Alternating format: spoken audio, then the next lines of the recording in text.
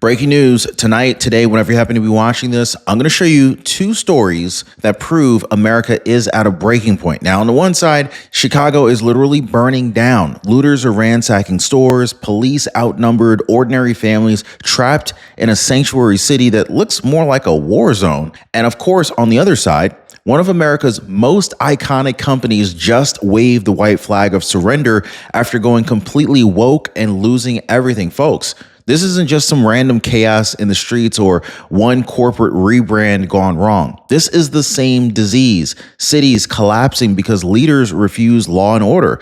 Companies collapsing because CEOs bow down to woke HR departments instead of their customers. And the question is, how much more can this country take before it all comes crashing down? Now, stick with me because I'm going to break down exactly how Chicago's lawless looters are tied to Cracker Barrel's total collapse, why Donald J. Trump stepped in and forced a corporate surrender, and how you, yes, you who's watching the show right now, are holding the power to decide if this is the end of America as we know it, or is it the start of a national reset? So, and here's a kicker, guys. Before I'm done, I'm going to show you why this fight over consumer politics, boycotts and boycotts is about to decide not just what companies survive, but whether our cities live or die. Now, here we are, guys. It's the end of August 2025 under the leadership of President Donald J. Trump. And the truth is staring us in the face. America is fighting two battles at the same time. So on the one front, you've got Chicago literally burning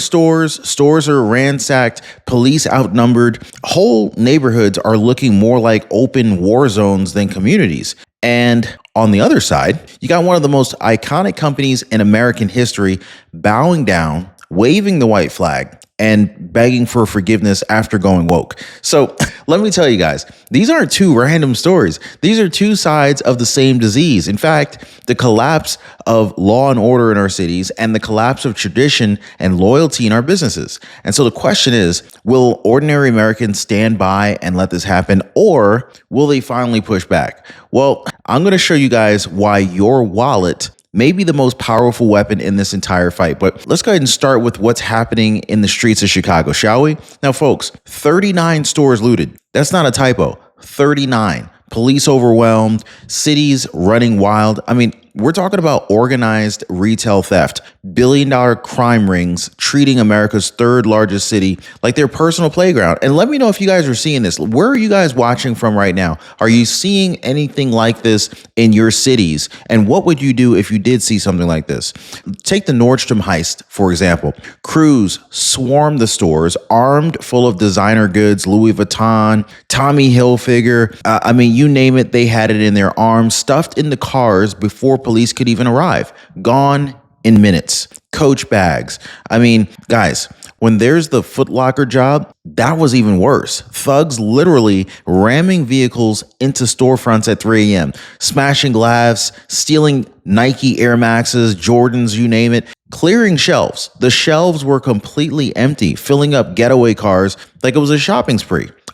And it doesn't stop there. Restaurants robbed in broad daylight. Workers traumatized. One woman attacked inside of a bar, her wallet stolen, her life flipped completely upside down. And another worker faced a masked man with a knife demanding cash. The business shuttered. Lights out. That was it. This is daily life in Chicago. And so here's the kicker. Ordinary residents, they're crying out for help. They're saying, send in the National Guard, President Trump. We're tired of living in fear. Now, let me ask you this, guys. Would any of you guys want to visit Chicago today? Just show me, I would say show of hands. Drop me a comment down below, guys. Parents are afraid to let their kids walk outside. Families are feeling trapped in their own neighborhoods. And this is the reality for a lot of folks here. But while the people are demanding law and order, what do the so-called leaders do? They brag. They point to cherry-picked stats, pretending the city is improving while these streets burn. Who do we blame? The mayor of Chicago, Brandon Johnson? Is Brandon Johnson to blame for the burning of Chicago? Guys, this brings us to the next piece of the story here. Who's really in charge of your Medicare healthcare? You or your insurance company? Now, if you're not reviewing your plan every single year, I hate to say it, But the answer is your insurance company. And this is why I partner with Chapter. They put the power back in your hands. They walk you through your Medicare options. They explain everything clearly, provide expert advice for the Ron Yates community for free, and they make sure that the decision is yours, not your insurers. And this is why people like Sharon Bertusik said, Chapter was the only one who cared about my needs, not their commission. I love it. So let me ask you, do you want to stay at the mercy of insurance companies, or do you want to take control like most people already are? Now, most people are choosing for themselves. That is why they're calling the number on the bottom of your screen right now,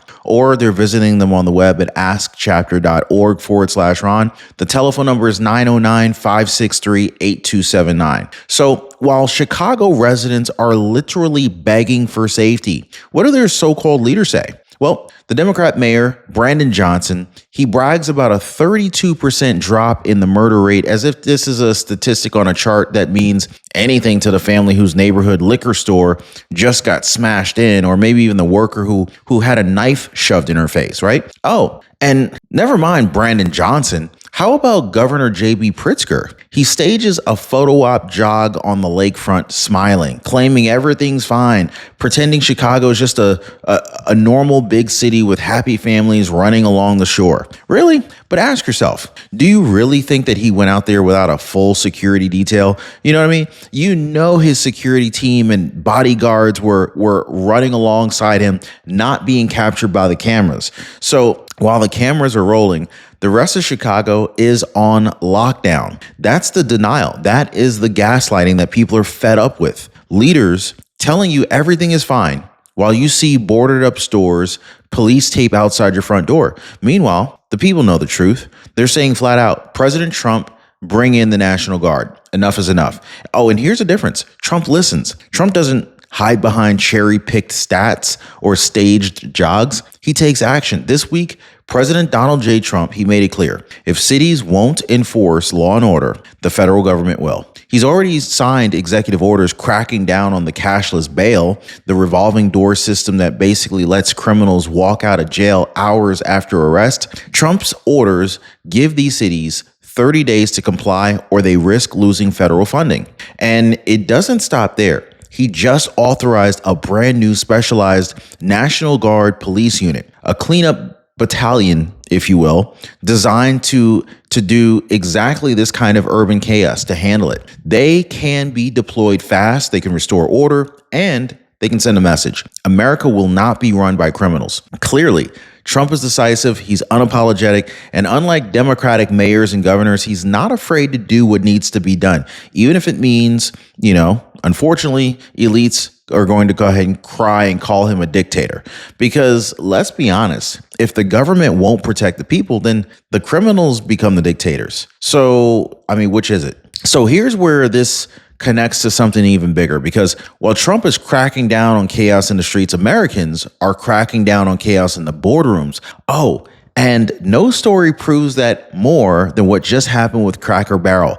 Guys, now while Chicago's burning in chaos, another collapse was happening quietly, but this time it's in the heart of corporate America, and the story is almost too insane to believe. So just last week, Cracker Barrel's new CEO, Julie Filmino, she's a corporate insider with a resume full of Starbucks, Taco Bell, and Mattel, right? Unveiled a $700 million rebrand. And what did that rebrand do? Well, what it did is it ripped away everything that made Cracker Barrel authentically American. Gone are the Uncle Herschel, the iconic old timer who had stood by the wooden barrel since 1977. Gone was the rustic, warm, old country charm. In its place, a sterile corporate front stamped on a gold shield that looked more like a bank logo than a family restaurant. She claimed that the feedback was overwhelmingly positive. Anybody believe that? Did you think that the feedback for the new Cracker Barrel logo was overwhelmingly positive? Y'all let me know if that's true.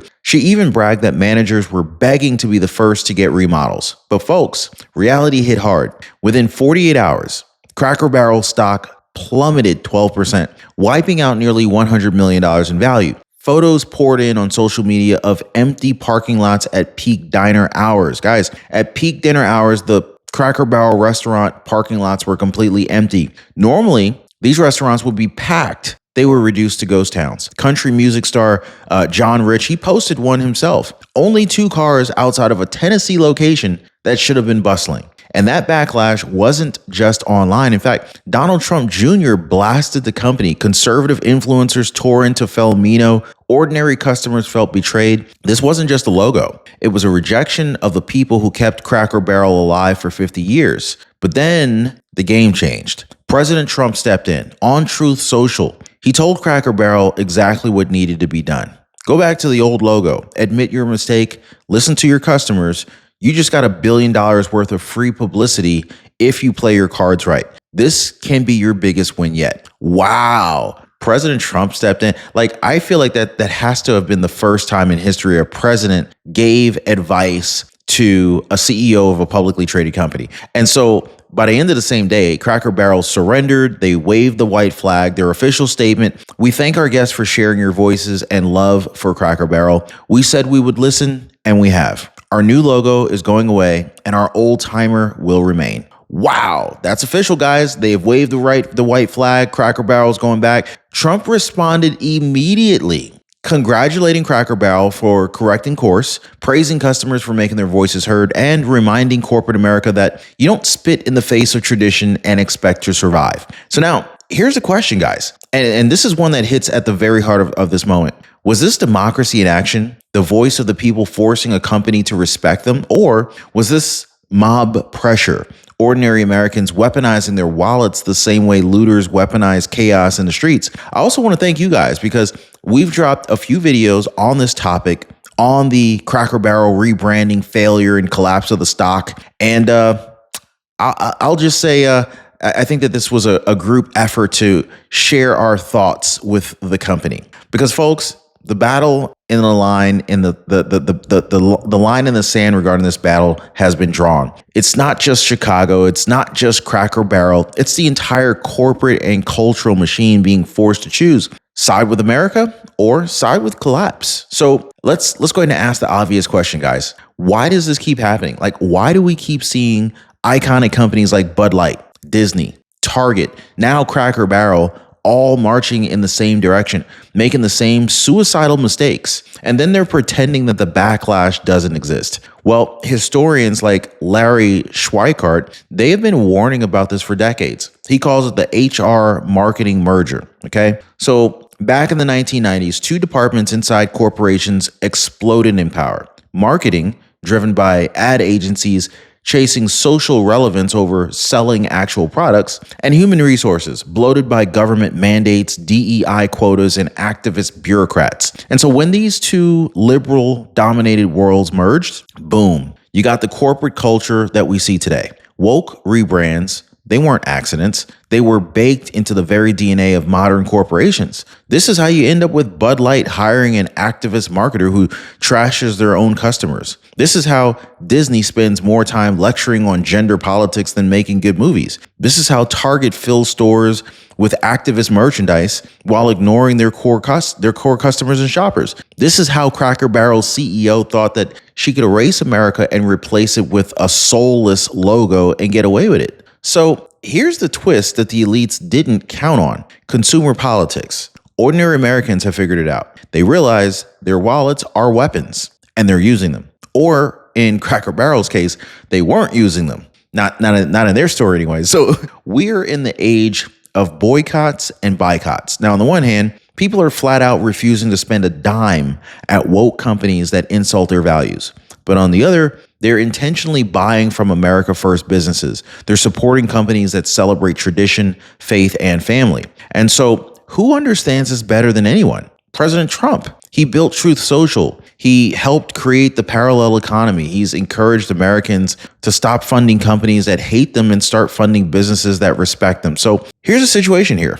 And I want you guys to really seriously think about this. Like, is consumer politics the people finally reclaiming power, or is it mob rule with a different face? Because in Chicago, mobs loot stores and destroy them. They destroy them. In corporate America, mobs of customers close their wallets and destroy balance sheets. One looks like crime. The other one looks like democracy. But the elites, they're terrified of both of them because either way, the people are in charge, not them. and they hate that. So here's really where it all comes together, because the data now proves what millions of Americans already feel in their gut. Woke lecturing does not sell. Celebrating America does sell. The Harvard Business Review just confirmed this. After decades of decline, traditional advertising is making a comeback. Why? Because companies are rediscovering what actually moves people. Aspirational advertising, family, faith, freedom, patriotism. So that's what sells. That's what connects. And that's what builds loyalty. Meanwhile, every time a corporation bows down to HR-driven wokeness, they bleed. Bud Light, Disney, Target, and now Cracker Barrel. The pattern is the same. A woke stunt, a backlash, a collapse, and then if they're lucky, a humiliating surrender. And just look around. It's not just companies. It's our cities too. Chicago, thanks to Brandon Johnson, is proof. Like, when you abandon law and order, when you refuse to hold criminals accountable, when you mock the people demanding safety, you don't just lose control of a city, you invite collapse, which kind of leaves us here. Under the leadership of President Donald J. Trump, watching America hit a cultural tipping point, if you will. Chicago burns, Cracker Barrel surrenders, and through it all, the people are speaking louder than they ever have before. But the real question, the one that I want you to answer in the comments right now, is this: should Trump go further? Should he send in troops to cities that reject law and order, force corporations to respect their customers, and finish this cultural reset once and for all? Or should the people alone, through their consumer politics, through their wallets, drive the change? Y'all let me know what you think on that, because one way or the other, the elites can't stop what's coming. The people are awake, the corporations are on notice, and the sanctuary cities, they're out of excuses. Chicago burns, Cracker Barrel waves the white flag, and folks, whether you want to call it a collapse or a reset, it's all coming down. So like this video, hit subscribe, share it with someone who needs to see the truth tonight, and stick around, because YouTube thinks you're going to love the next video popping up on your screen right now, and I think they're right. Don't miss it.